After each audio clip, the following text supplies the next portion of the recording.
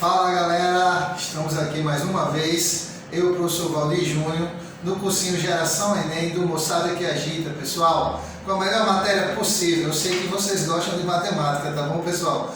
Vamos continuar aqui com nossa aula de conjuntos, pessoal.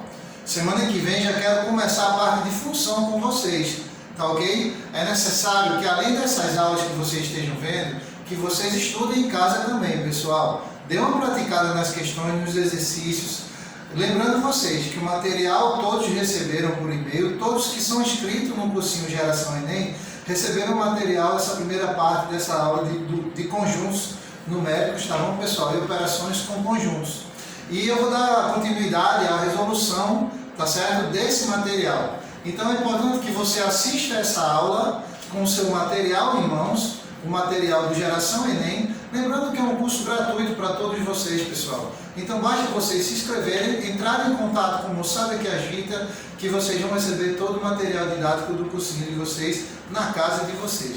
Beleza, pessoal? Vamos lá, vamos dar início, gente. Só lembrando vocês, na aula passada, o que foi que a gente viu?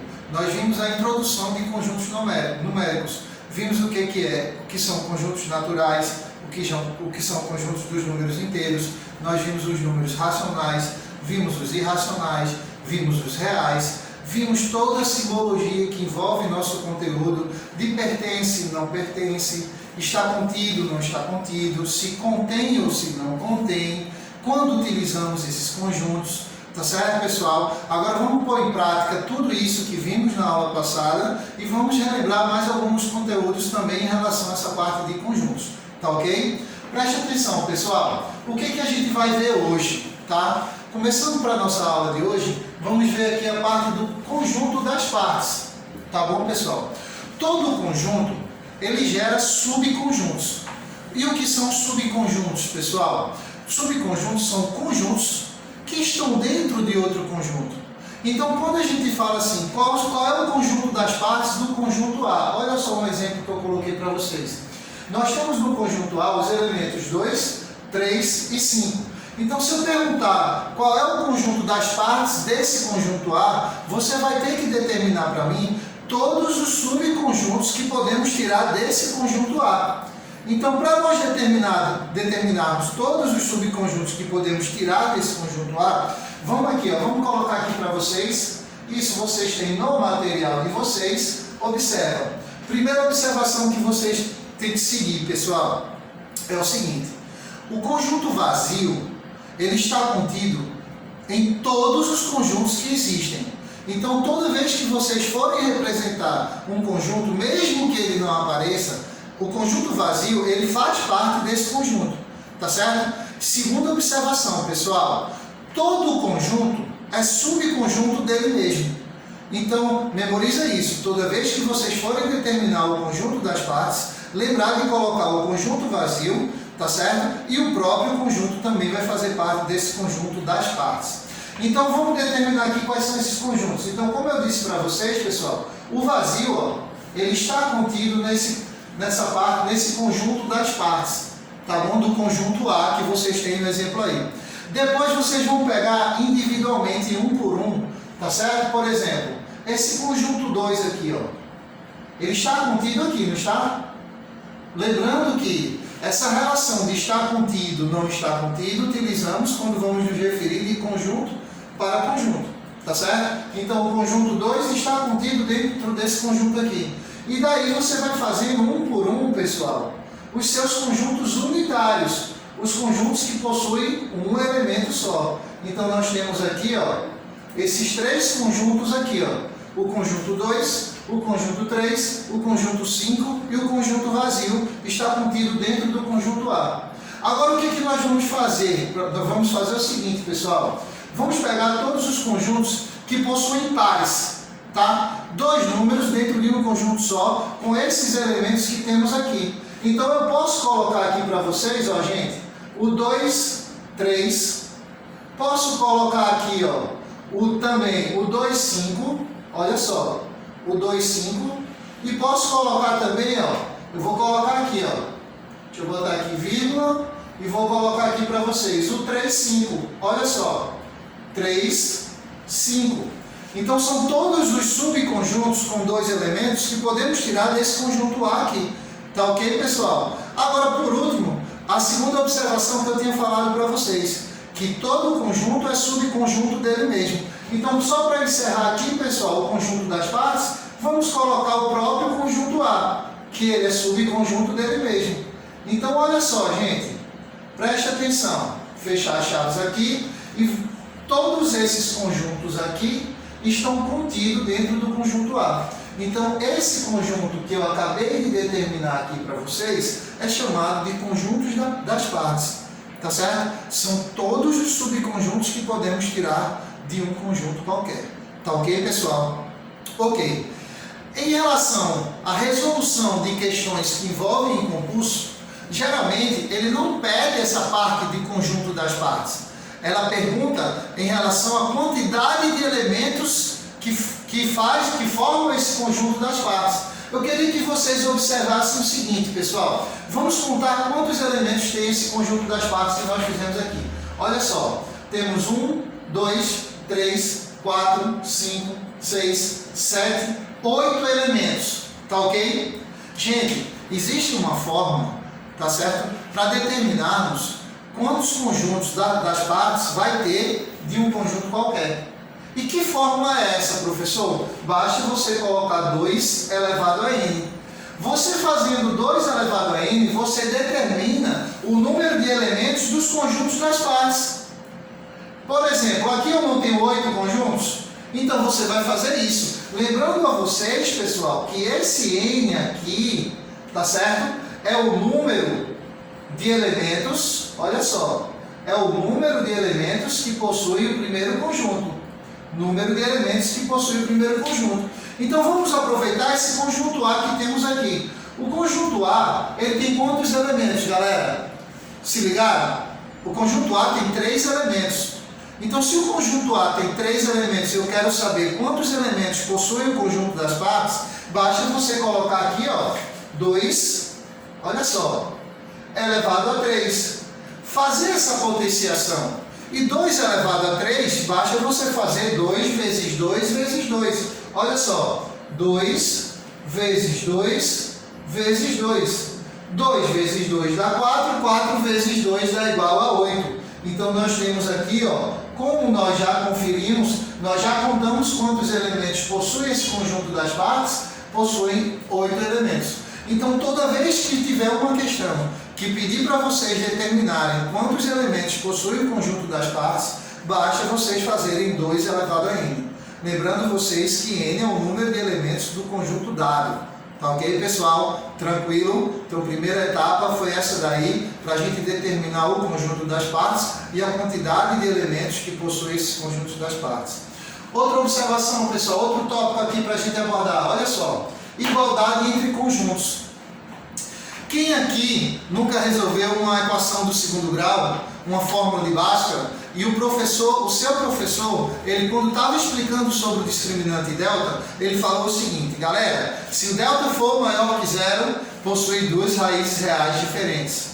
E se o delta for menor que zero, não possui raiz real. E se o delta for igual a zero, possui uma única raiz real. Vocês não já ouviram isso em sala de aula? Pois é, não é que possui uma raiz real, é que possuem 2 raízes reais iguais. E como conjunto solução, tá certo? Como a solução ela é representada por um conjunto, nós não precisamos repetir os elementos. Então, por isso que nós dizemos que só possui uma única raiz. Tá ok, pessoal? Então, observem aqui, gente. Olha só, eu tenho um conjunto 1, 3 e 7. E tenho outro conjunto aqui com vários elementos. Olha só quantos elementos eu tenho aqui. Acontece que esses elementos que tenho aqui em quantidade maior são iguais aos elementos que eu tenho aqui. Olha só, eu não tenho um elemento diferente de 1, 3 e 7 nesse conjunto daqui. Então, se a quantidade de elementos elas forem diferentes, porém são os mesmos elementos, os elementos eles são iguais, quer dizer que esses conjuntos eles são também iguais, tá ok, pessoal? Então, se você quiser determinar e falar que algum conjunto é igual ao outro, basta você observar seus elementos. Se forem os mesmos elementos que possuírem, esses dois conjuntos eles vão ser iguais. Tá ok, pessoal? Então vamos lá. O segundo tópico foi em relação à igualdade de conjunto. Tá ok, pessoal? Vamos lá, vamos dar continuidade. Bom, pessoal, então vamos para a segunda parte aqui, que é a parte que envolve operações com conjuntos. Que aí que é importante mesmo para você responder os problemas referentes ao nosso conteúdo. Então preste atenção, galerinha. Vejam só, pessoal. Em relação a operações com conjuntos, eu vou ser bem sucinto, vou ser bem objetivo a vocês. O que devemos saber? Devemos saber o que é o conjunto união, o que é o conjunto interseção e o que é a diferença entre esses conjuntos. Vamos dar uma olhadinha aqui para saber o que é cada tópico desse que eu acabei de falar para vocês. Preste atenção, pessoal. Vejam bem. Conjunto união, representado pela letra U. Tá certo, pessoal? Então, toda vez que você vê uma letrinha U aqui entre duas letras maiúsculas, está falando em relação à união entre dois conjuntos. E o que é o conjunto união, pessoal? União, pessoal, o nome já diz tudo para vocês. Nós vamos unir todos os elementos que possuem desses conjuntos que vamos pedir essa união. Tá certo? Preste atenção. Coloquei um exemplo aqui bem básico para vocês observarem. Nós temos aqui o conjunto A, que tem os elementos 1, 2, 3, 4, 5, 6 e 7. Temos o conjunto B, que tem os elementos 2, 4, 6, 8 e 10. Tá? O conjunto união, pessoal, certo? São todos os elementos que pertencem a A, tá bom? Ou também pertencem a B, pessoal. Então preste atenção aqui, galera, como é que vocês vão fazer. O conjunto união, vocês não precisam repetir elementos. Observe que esses elementos aqui, ó, que está de vermelho, sublinhado de vermelho, 2, o 4 e o 6, fazem parte dos dois conjuntos. E o que o professor Valdir, do Geração Enem, falou para vocês? Falou para vocês em relação à igualdade entre dois conjuntos. Então, não precisa você repetir elementos, tá bom? Se você basta você colocar somente um elemento, tá? Que o conjunto continua sendo o mesmo. Então, esses elementos 2, 4 e 6, no nosso conjunto união, nós não precisamos repeti-los. Então, o que a gente vai fazer? Olha só, a união B vai ser todos os elementos que possuem A ou possuem B, tá bom? Então, nós temos 1, 2, 3, 4, 5, 6, 7, 8 e 10. São todos os elementos, tá? Do conjunto A e, repito, ou do conjunto B. Ok, galerinha? Vejam bem, para representar problemas em relação à teoria dos conjuntos, é necessário que vocês aprendam a manejar com diagramas, certo? E principalmente o diagrama de Venn. Para responder a vários problemas que nós temos aqui na nossa lista, vamos responder diretamente pelo diagrama de Venn, porque é uma forma mais organizada para vocês responderem cada questão dessa. Olha só, galerinha, veja bem, eu separei os dois conjuntos por diagrama aqui. Eu coloquei no conjunto A os elementos do conjunto A, são todos esses elementos aqui, ó. 1, 2, 3, 4, 5, 6 e 7. 1, 2, 3, 4, 5, 6 e 7. E coloquei no conjunto B todos os elementos do B, ó. 2, 4, 6, 8 e 10. Ó. 2, 4, 6, 8 e 10. Ok, pessoal? E juntei esses dois conjuntos. Acontece que os valores que estão em comum, pessoal, os valores que não precisamos repetir, vamos colocar no centro dos dois diagramas, tá certo? Essa parte aqui, 2, 4 e 6, está pegando tanto para o conjunto A quanto para o conjunto B. E fazendo essa divisão de elementos, fica uma forma mais organizada para você enxergar melhor cada situação, problema que vocês vão resolver a partir de já, tá ok?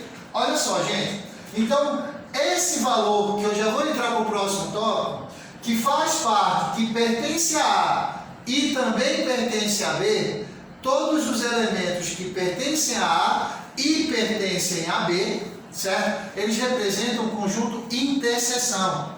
É chamada interseção de elementos, interseção dos dois conjuntos, tá? São todos os elementos que pertencem a A e também pertencem a B. Então, quais são os elementos que pertencem a A e a B? O 2, o 4 e o 6. Observa aqui, galera, interseção é representado, ó, pelo U de cabeça para baixo, galera. Tá? Então toda vez que você vê esse símbolo de U de cabeça para baixo, quer dizer a interseção entre dois conjuntos. Tá ok? E o que é a interseção? São todos os elementos que estão em comum entre todos esses conjuntos que eu estou pedindo essa interseção. Tá ok? Se liga aqui, pessoal. Outro tópico muito importante. Diferença, tá certo? Entre dois conjuntos. A diferença entre dois conjuntos são aqueles elementos que são somente de A, tá? Ou são somente de B. Quando eu pergunto para vocês assim, gente, determine para mim quem é A menos B. Olha só, olha para cá, vou aproveitar esses dois conjuntos que já estão aqui no quadro para vocês. Quando eu falo para vocês quem é A menos B, eu estou perguntando quais são os elementos que pertencem a A e não pertencem a B. Quais são os elementos que são somente de A, pessoal? Então olha para cá, os elementos que são somente de A é 1, 3, 5 e 7. Observa aqui, ó, os A menos B vai ser 1, 3, 5 e 7. E se eu pedir o contrário, gente, se eu pedir B menos A, são todos os elementos que pertencem ao conjunto B e não pertencem ao conjunto A, de forma alguma. Então, olha só, gente, B menos A vai ser somente 8 e 10. Com isso, gente, já dá para a gente ter uma noção e começar a responder alguns problemas referentes ao conteúdo de conjuntos, tá certo? De teoria dos conjuntos. Observa aqui o que a gente aprendeu. Nós aprendemos conjuntos das partes, tá ok? Nós aprendemos a determinar quantos elementos possui esse conjunto das partes.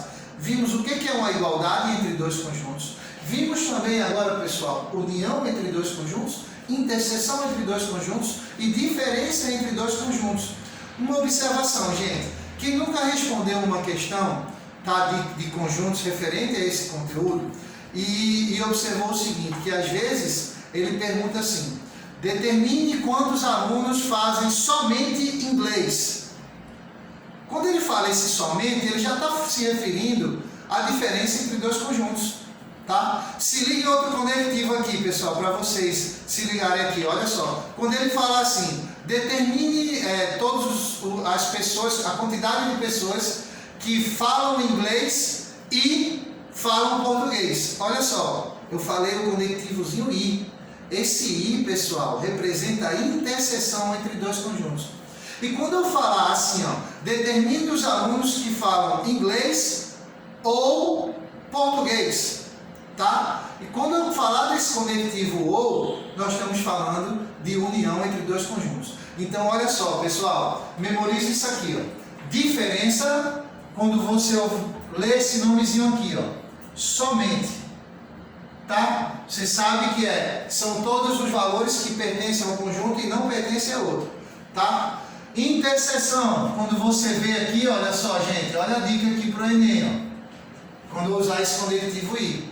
Tá? E união, professor, união quando utilizar o conectivo ou, tá certo, pessoal? Então memoriza isso, se liga, tá? Que vocês não erram nenhuma questão referente a conjuntos, a teoria dos conjuntos, tá ok? Agora eu queria que vocês pegassem o material de vocês, lembrando que tudo isso que o professor Valdir está falando aqui para vocês, tem no material de vocês, pessoal, tá ok? O material está completinho, então vocês já receberam, que já está inscrito no cursinho Geração Enem, tá? E não vai perder nada, nenhuma dica para poder acertar todas as questões.